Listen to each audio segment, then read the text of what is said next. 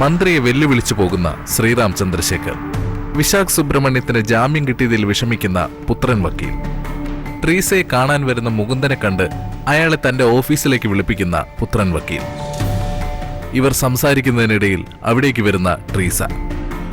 അവൾ ശ്രീറാമിന്റെ സസ്പെൻഷനെ കുറിച്ച് സംസാരിക്കുന്നു. ട്രീസ വക്കീലിനെ കാണാൻ വരുന്ന മുകുന്ദൻ തനിക്ക് പുത്രൻ വക്കീലുമായി ഇപ്പോൾ ഒരു ബന്ധവുമില്ലെന്നും അയാളെ പിണക്കണ്ടെന്ന് കരുതിയാണ് താൻ അവിടെ പോയിരുന്നതെന്നും ട്രീസയോട് മുകുന്ദൻ.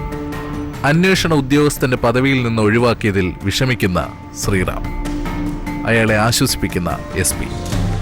ഹോസ്പിറ്റലിൽ നിന്ന് വീട്ടിലേക്ക് വരുന്ന സേവ്യർ. കൂടെ മുകുന്ദനുമുണ്ട്. ശ്രീറാമിന്റെ സസ്പെൻഷനിൽ സന്തോഷിക്കുന്ന സേവ്യറും മുകുന്ദനും ട്രീസയും. ഇനി അടുത്ത പരിപാടി എന്താണെന്ന് സേവ്യറോട് ചോദിക്കുന്ന മുകുന്ദൻ. തുടർന്ന് കാണുക.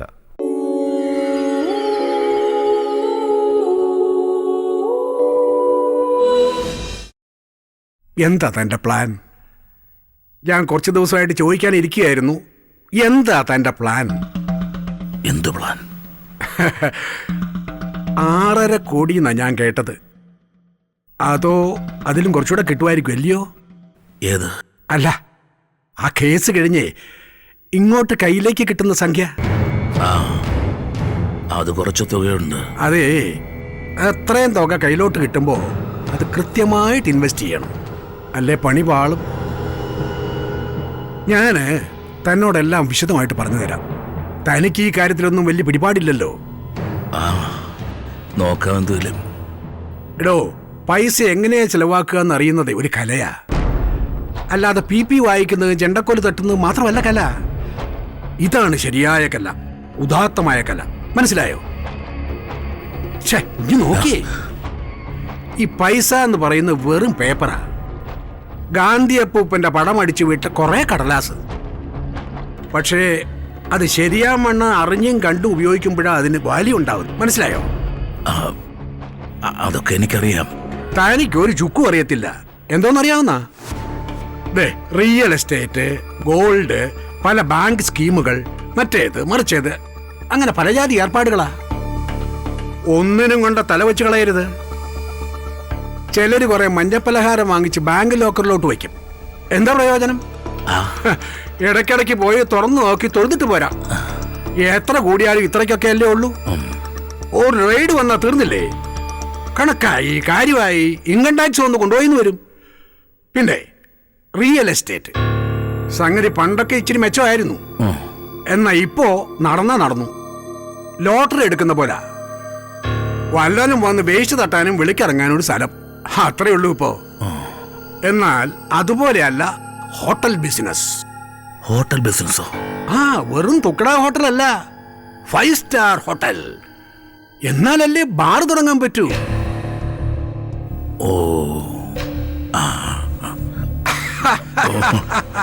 മനസ്സിലായി. ബാറാകുമ്പോ കുറെ ആൾക്കാർക്ക് ജോലിയായി, ശമ്പളമായി. മദ്യപിക്കാൻ സ്ഥലമില്ലാതെ അലയുന്ന സാധുക്കൾക്ക് സമാധാനമായിട്ട് മദ്യപിക്കാൻ ഒരു സ്ഥലം. 500 രൂപയുടെ സാധനം നമ്മൾ വെറും 200 രൂപയ്ക്ക് കൊടുക്കുന്നു. കയ്യിൽ പൈസയ്ക്ക് പൈസയായി, പുണ്യത്തിന് പുണ്യമായി. പിന്നെ എന്തോ വേണം?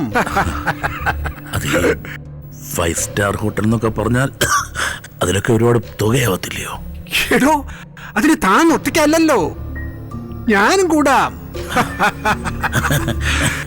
മാത്രമല്ല, സർക്കാർ ഇപ്പൊ ടൂറിസം പരിപോഷിപ്പിക്കാൻ വലിയ വലിയ ലോണുകൾ കൊടുക്കും. ഞാനുണ്ടോ തന്റെ കൂടെ? നമുക്ക് ആലോചിക്കാം. എന്തായാലും ആ തുക കയ്യിലോട്ട് കിട്ടട്ടെ. മതിയേ. എനിക്ക് ഇതൊന്നും അല്ലാതെ ഒരു കാര്യം തന്നോട് സംസാരിക്കാനുണ്ട്. ഇച്ചിരി കോൺഫിഡൻഷ്യലാ. എന്താടോ? പോലീസുകാർ തന്നെ ഇത്രയും ഭേദ്യം ചെയ്യണമെങ്കിൽ അത് ചുമ്മാ അവരുടെ തലയെ കൂടെ വണ്ടി ഓടിയിട്ടാണോ? ഭദ്രയുടെ ആ പഴയ കാമുകനെ കുറിച്ച് തനിക്ക് എന്തൊക്കെ അറിയാം? അതെനിക്ക് ഉറപ്പാ. എനിക്കൊന്നും അറിയത്തില്ലടോ. ചുമ്മാ താനല്ലയോ ആ ശ്രീറാം ചന്ദ്രശേഖരന്റെ മുമ്പിൽ നിന്ന് വന്നിട്ടുണ്ട് പോയിട്ടുണ്ട് എന്നൊക്കെ പറഞ്ഞ് മുന്നിൽ കണ്ട പോലെ ഗീർവാണ് അടിച്ചത്. ഒന്നും കാണാതെയാണോ താനത് പറഞ്ഞത്? ആണോ? പിന്നെ എനിക്ക് ചില സംശയങ്ങളൊക്കെ ഉണ്ടല്ലോ. എങ്കിൽ പറ, ആരാ? അങ്ങനെ ആളാരാന്ന് എനിക്കറിയില്ല. അത് ഭദ്ര തന്നെയല്ലേ പറയണ്ടേ? ഭദ്ര പറയത്തില്ല, പക്ഷേ ഞാൻ ചിലത് പറയാം. ഉപ്പാപ്പ, കുളിക്കാൻ വെള്ളം ചൂടാക്കട്ടെ? അപ്പോ ആ പിയുടെ വിളി വന്നു കഴിഞ്ഞപ്പോ നമുക്ക് വേറൊന്നും ചെയ്യാതെ പറ്റത്തില്ലല്ലോ. ബിടുക്കൂസേ, എനിക്ക് ചില ന്യായമായ സംശയങ്ങളുണ്ട്. അവളെ നമ്മൾ ചില ആൾക്കാർ നാലുപാടും നിന്ന് ചവിട്ടിക്കൂട്ടിയിട്ടും അവളൊന്നും വിട്ടു പറയുന്നില്ലല്ലോ. അപ്പോൾ അതിനകത്ത് നമ്മൾ വിചാരിക്കാത്ത ചില കൊനസ്റ്റുകളുണ്ട്. എന്ത് കൊനസ്റ്റ്? ഇത്രയും പേര് വറചട്ടിയിലിട്ട് വറുത്തിട്ടും അവളത് പറയാതിരിക്കണമെങ്കിൽ അതൊരു നിസ്സാര പേരല്ല.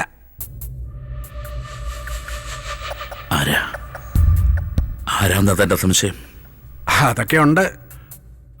അതൊക്കെ അവള് പറഞ്ഞ പിന്നെ അവക്കൊരു കുടുംബം ഉണ്ടാവത്തില്ലല്ലോ. ആ മഹേന്ദ്രൻ അവളുടെ കൂടെ പുറക്കത്തുമില്ല, ഇട്ടേച്ചു പോകും. അതുകൊണ്ടാ അവള് പറയാത്തെ.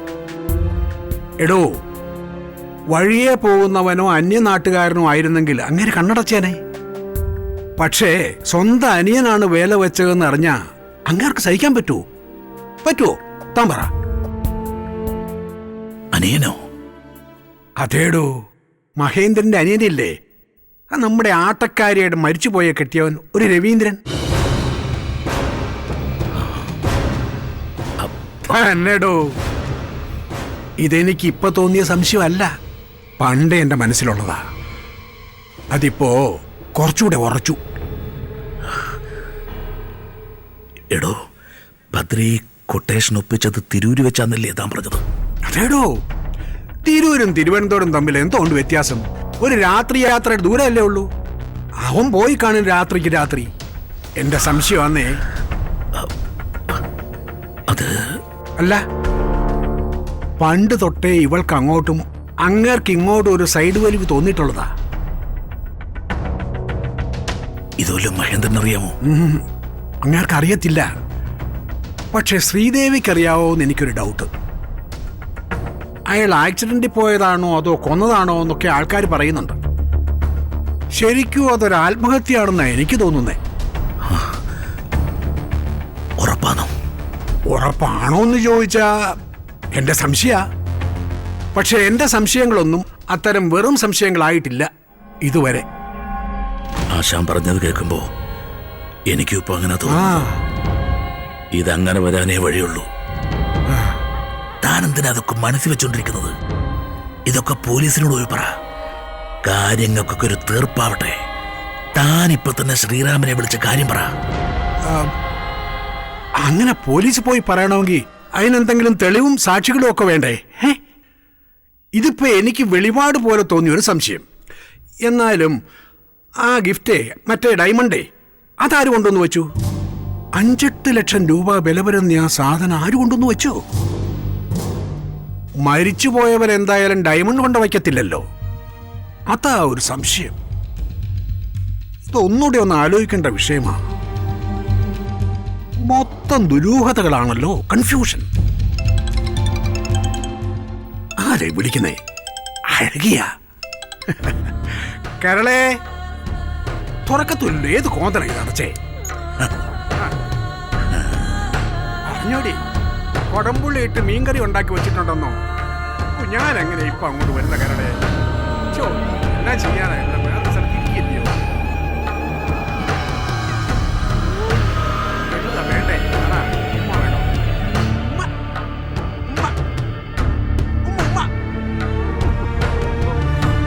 എന്നെ ഇങ്ങനെ പ്രലോഭിപ്പിക്കല്ലേ.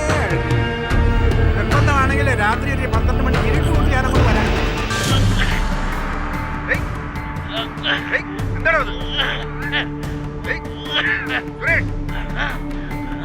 എന്താണോ അത്?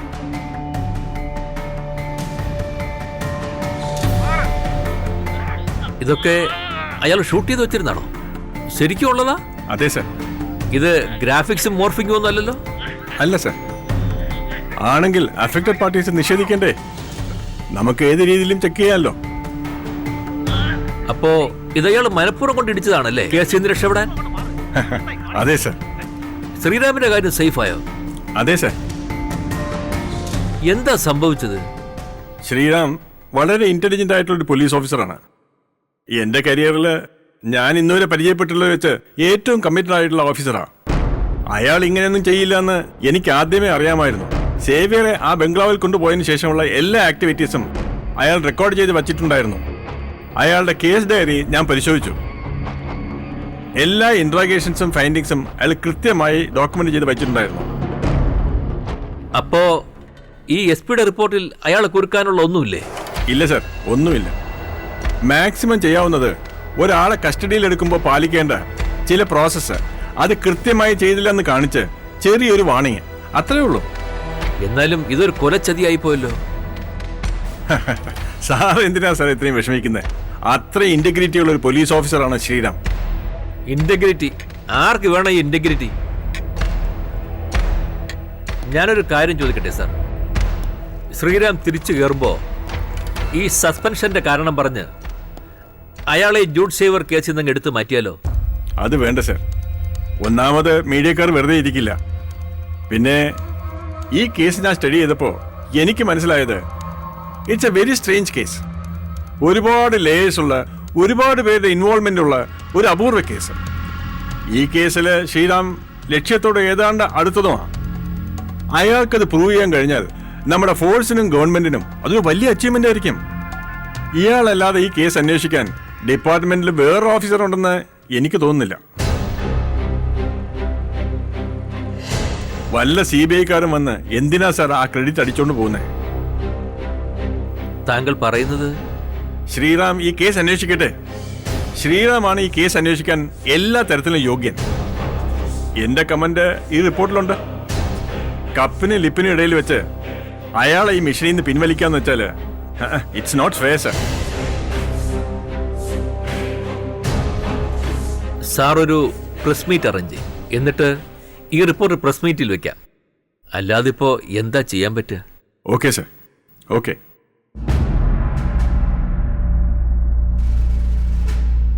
ഇന്ന് ശ്രീറാമിന്റെ വിധി വരും. അതോടെ അവൻ കട്ടപ്പുറത്താവും. പിന്നെ ഇവിടെ ട്രീസി ആയിരിക്കും രാജ്ഞി. പിന്നെ നമുക്കൊക്കെ ഇവിടെ നേരെ ചൊവ്വേ നടക്കാൻ പറ്റത്തില്ല. അതാ എൻ്റെ ഒരു പ്രശ്നം. ആ ശരി, വിളിക്കാം. സാറേ സാറേ, ശ്രീരാമന്റെ പണി തീരുന്നേനെ സാറെന്തിനാ വിഷമിക്കുന്നേ? സാർ എന്നല്ല പറഞ്ഞത് ശ്രീരാം വേറെ സാറ് വേറെയാണെന്ന്? അതല്ലടോ, ഈ ശ്രീറാം ഈ കേസിൽ നിന്ന് മാറിയില്ലേ വേറെ ഓഫീസർ വരും. പിന്നെ ഈ കേസിന്റെ കംപ്ലീറ്റ് സെറ്റപ്പ് മാറും. നമ്മളെ കയ്യിൽ നിന്ന് കേസും പോവും. നമ്മൾ ഈ കേസ് ഒരു കൈ കയറി നിന്നത് ഇയാൾ അവിടെ നിന്നതുകൊണ്ടാ. മനസ്സിലായ? ആ കേസ് പടി. അതെ, ഇങ്ങോട്ട് വന്നേ. കാശ് കൊണ്ടുവന്നിട്ടുണ്ടോ? ഒരുത്തന്മാരെയും വിളിച്ച കിട്ടത്തില്ല. ശരി, വെയിറ്റ്. ശരി.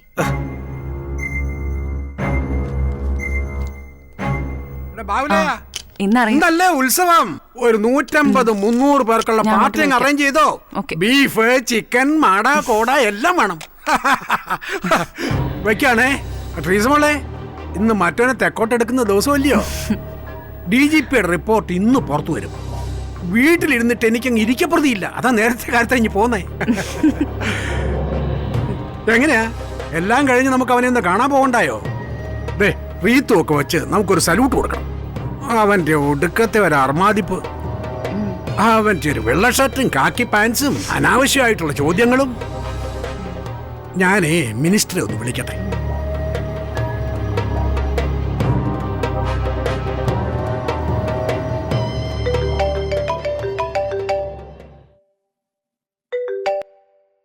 ഹലോ, രമേശ് പറയൂ. എന്താ TV-യിലോ? പ്രസ് മീറ്റ് തുടങ്ങിയോ? ഇല്ലില്ല, മാഡം അറിഞ്ഞിട്ടില്ല. ശരി, ഞാൻ പറയാം. ഓക്കെ. കാട വേണം, കരിമീൻ വേണം, ഫിഷ് മോളി വേണം, എന്നെ വേണമെങ്കിലും മിനിസ്റ്റർ ഒന്ന് വിളിക്കട്ടെ. എന്താ നന്ദൻ? ആ DGPയുടെ പ്രസ് മീറ്റ് നടന്നുകൊണ്ടിരിക്കുക. SP-യുടെ റിപ്പോർട്ട് അങ്ങോട്ട് വിളിക്കാം. മാഡം ആ TV ഒന്ന് വെച്ചേ. എന്താ കാര്യം പറ. എന്തോ കുഴപ്പമുള്ള കാര്യമാ. അവൻ അകത്തായി കാണുന്നേ. TV ഒന്ന് വെച്ചേ. അമ്പടാ. തോമസ് സേവ്യറെ അനധികൃതമായി കസ്റ്റഡിയിലെടുക്കുകയും പീഡിപ്പിക്കുകയും ചെയ്ത കേസിൽ DYSP ശ്രീറാം ചന്ദ്രശേഖർ നിരപരാധിയാണെന്ന് റിപ്പോർട്ട്. ഇന്ന് രാവിലെ DGPക്ക് മുന്നിൽ SP മുഹമ്മദ് ഇബ്രാഹിം സമർപ്പിച്ച അന്വേഷണ റിപ്പോർട്ടിലാണ് ശ്രീറാമും അതുപോലെ തന്നെ CI സുരേഷും നിരപരാധികളാണെന്ന് വ്യക്തമാക്കിയിരിക്കുന്നത്.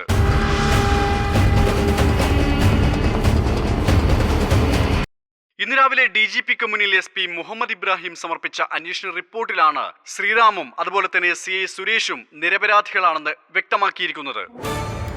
തോമസ് സേവർ ദേഹത്ത് സ്വയം മുറിവേൽപ്പിച്ചതാണെന്നും അതിന്റെ ദൃശ്യങ്ങൾ ഡിവൈഎസ്പിയുടെ കയ്യിൽ ഉണ്ട് എന്ന് വ്യക്തമാക്കുന്ന രീതിയിൽ തന്നെയാണ് റിപ്പോർട്ട് സമർപ്പിച്ചിട്ടുള്ളത്. അതിന്റെ എക്സ്ക്ലൂസീവായ ദൃശ്യങ്ങൾ തന്നെയാണ് പ്രേക്ഷകരിലേക്ക് നമ്മൾ എത്തിച്ചുകൊണ്ടിരിക്കുന്നത്.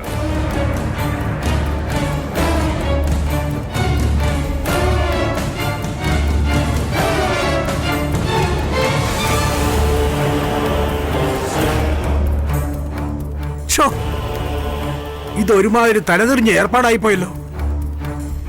എന്തുവാ ഈ ബെടുക്കൂസ് കാണിച്ചത്? ആ മിനിസ്റ്ററുടെ മുഖത്ത് ഞാൻ എങ്ങനെ നോക്കും? ഓ, ഈ ക്യാമറ കണ്ടുപിടിച്ചവനെ മൊബൈൽ ഫോൺ കണ്ടുപിടിച്ചവനെയൊക്കെ പിടിച്ച് വെട്ടി വെച്ച് കൊല്ലണം, അപ്പ തീർക്കണം. സമാധാനമായിട്ട് മനുഷ്യനൊരു കാര്യം ചെയ്യാൻ പറ്റില്ല എന്ന് വെച്ചാ ബാത്റൂമിൽ ക്യാമറ, ബെഡ്റൂമിൽ ക്യാമറ, പോലീസുകാരുടെ കയ്യിൽ ക്യാമറ. ഓ ആ എടാ ബാഗുലായ, എല്ലായിടത്തും മാറ്റിക്കടാ. വേണ്ട. ആണോ? അങ്ങനെ സംഭവിച്ചോ? എനിക്കിത് വിശ്വസിക്കാൻ വയ്യ. എന്റെ ദൈവമേ. ആ ശരി ശരി. വിനോദേ, അവൾ തിരിച്ചടിച്ചു.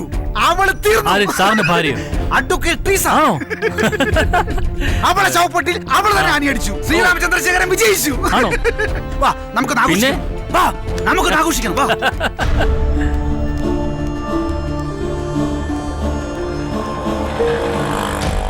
ട്രീസ മാഡം, എന്തൊക്കെയായിരുന്നു വർത്തമാനം? മലപ്പുറം കത്തി, കായംകുളം വാള്, അവസാനം ട്രീസ മാഡം ക്ലോസ് ആയി. ചിലർക്ക് പണി തരുമ്പോഴേ ദൈവം പോലെ ഒന്നൊന്നര പണിയെടുക്കും. ചുമ്മാ പ്ലേറ്റിലിട്ട് കൊടുത്താലേ അത് മെനയാവത്തില്ല. പകരം കയറ്റി കയറ്റി അങ്ങ് ചുമര കൊണ്ടു, എന്നിട്ട് മോളിൽ നിന്ന് താഴേക്ക് അങ്ങിടും. എന്താ മുണ്ടാട്ട ഇല്ലേ? അല്ല ഇനി ഏത് കേസ് ഒന്നും പറയാനില്ലേ? അവള് ചമ്മിപ്പോയി. ഞാനേ അയാളൊന്ന് വിളിക്കട്ടെ.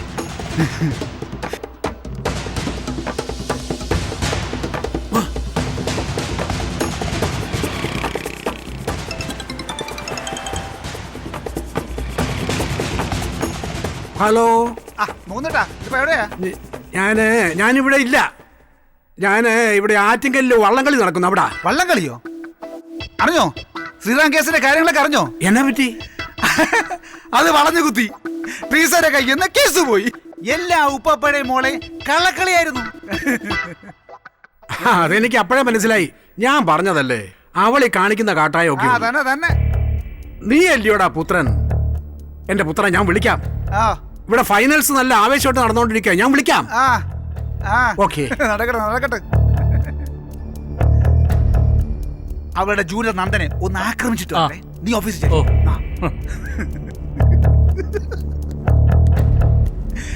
നന്ദോ. നന്ദനില്ലേ?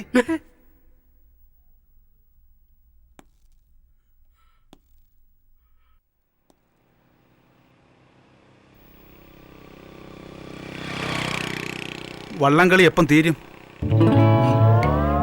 ഫൈനൽ എത്തോ? തുടയാൻ കൂടിയില്ലേ? ഇങ്ങനെ പോയാലേ കുറെ തുഴയേണ്ടി വരും. മിനിസ്റ്റർ ഉണ്ടായിരുന്ന കൂടെ. ആ തുഴഞ്ഞ് ക്ഷീണിച്ചതല്ലേ? ബാ ഒരു ചായ കുടിക്കുക. വന്നാട്ടെ, ക്ഷീണം മാറട്ടെ. വാ പുത്ര, നമുക്കൊരു ചായ അടിക്കാം. മിനിസ്റ്റർ എന്നെ കൊണ്ടേ ആക്കിയിട്ട് പോയതാ. കണ്ടില്ലല്ലോ. വിശ്വസിച്ച് കൂടെ നടന്നവർക്കേ പണി തന്ന ചരിത്രമേ ആ ഉപ്പാപ്പന് മോൾക്കുള്ളൂ. സൂക്ഷിച്ചോ, അവരുടെ കയ്യിൽ നിന്ന് തിരിച്ചു കിട്ടുമ്പോഴേ അത് നീ മനസ്സിലാക്കി. അതെങ്ങനെയാ ട്രീസേച്ചി? അതൊക്കെ അയാൾ റെക്കോർഡ് ചെയ്ത് വെച്ചു. ഇത് മണ്ടത്തരമായല്ലോ. ഇനിയിപ്പോ ഈ കേസിൽ നമുക്ക് ഒന്നും ചെയ്യാൻ പറ്റില്ല. ആ വിഷ്വൽസ് ഫാബ്രിക്കേറ്റഡ് ആണെന്നൊന്നും പറഞ്ഞിട്ട് യാതൊരു കാര്യമില്ല. മീഡിയ ഇത് വലിയ സംഭവമാക്കി മാറ്റിയിട്ടുണ്ട്. ശരിക്കും നമ്മൾ ചെയ്തതൊക്കെ നമുക്കിട്ട് തന്നെ തിരിച്ചടിച്ചു. അപ്പൊ ടിവിയിൽ ന്യൂസ് വന്നില്ലേ? വന്നോണ്ടിരിക്കുക. വീട്ടിൽ ചിലപ്പോ ഇതറിഞ്ഞിട്ട് അവര് നിന്നെ പ്രൊവോക്ക് ചെയ്യാൻ വേണ്ടിട്ട് എന്തെങ്കിലും പറഞ്ഞെന്ന് വരും. നീ തൽക്കാലം ഒന്നും മിണ്ടണ്ട. ഞാൻ വിളിക്കാം. ശരി ട്രീസേച്ചി. മേരി ഇനി വന്നേ, ഒരു പ്രശ്നമുണ്ട്. അതെ, നീ അറിഞ്ഞില്ലല്ലോ? ടിവിയിലെ ന്യൂസ് ഒന്നും നീ കണ്ടില്ലല്ലോ? നീ എന്ന് പറഞ്ഞില്ലേ പണി തീർന്നു? പണി തീർന്നു. പക്ഷേ പോലീസുകാരൻ്റെ അല്ല, നിന്റെ പുതിയ ഉപ്പാപ്പന്റെ. പത്രക്കാരും ചാനലുകാരും ഒക്കെ ഇപ്പൊ അലക്കി വെളുപ്പിക്കുന്നത് അങ്ങേരെയാ. അങ്ങേര് സ്വന്തമായിട്ട് നെറ്റിയും മുഖവും ഒക്കെ അടിച്ചു പൊട്ടിച്ചതാ. ആ മുറിവുകളായിരുന്നു അതെല്ലാം. പോലീസുകാർ അയാളുടെ ദേഹത്ത് തൊട്ടിട്ടില്ല. ഇപ്പോഴെങ്കിലും ഇതൊക്കെ നീ ഒന്ന് മനസ്സിലാക്കിയാ കൊള്ളാം. ഇവന്റെയൊക്കെ ശരിക്കുള്ള സ്വഭാവം ഇതാ. ചതിയും വഞ്ചനയും കാണിച്ചിട്ട് അവര് മറ്റുള്ളവന്റെ തല കെട്ടിവെക്കുക. നീ കണ്ടില്ലേ? എല്ലാം ചെയ്തു വെച്ചിട്ട് അയാൾ ആ പോലീസുകാരന്റെ തല കെട്ടിവെക്കുമായിരുന്നു. ഈ ക്രൂക്കഡ്നെസ് ആണ് അയാളും ആ വക്കീൽ പെണ്ണും എന്നും കാണിക്കുന്നത്. എന്നോട് കാണിച്ചതും നിന്നോട് കാണിക്കാൻ പോകുന്നതും. വിശ്വസിച്ച് കൂടെ നടന്നവർക്കേ പണി തന്ന ചരിത്രമേ ആ ഉപ്പാപ്പന് മോൾക്കുള്ളൂ. സൂക്ഷിച്ചോ. അവരുടെ കയ്യിൽ നിന്ന് തിരിച്ചു കിട്ടുമ്പോഴേ അത് നീ മനസ്സിലായിക്കോളും.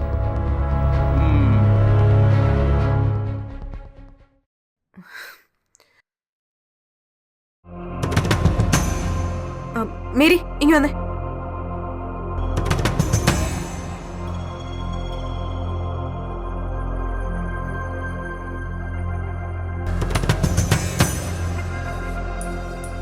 എന്നാലും അയാൾ തലവേദനയാകാനാ സാധ്യത. ഈ സിംഗുമാരും ശ്രീരാമന്മാരും എവിടെങ്കിലും കയറിയാ നമുക്കിട്ട് പണി പണിയാതെ അവിടെ നിന്ന് ഇറങ്ങത്തില്ല. ശ്രീറാമിന്റെ ഇന്റഗ്രിറ്റിയെ കുറിച്ച് എനിക്കൊരു സംശയമില്ല. പിന്നെ പെരുമാറ്റത്തിൽ അയാൾ അല്പം റാഷാണ്, അത്രേ ഉള്ളൂ. ആ വരാൻ പറയൂ. ശ്രീരാം വന്നിട്ടുണ്ട്. സാറ് നോക്കിക്കോണം. കഴിഞ്ഞ പ്രാവശ്യം കേസിന്റെ കാര്യം അറിഞ്ഞപ്പോ ഞാൻ ഇത്തിരി ഒന്ന് വിരട്ടി വിട്ടതാ. ആ ആള് വരുന്നുണ്ട്.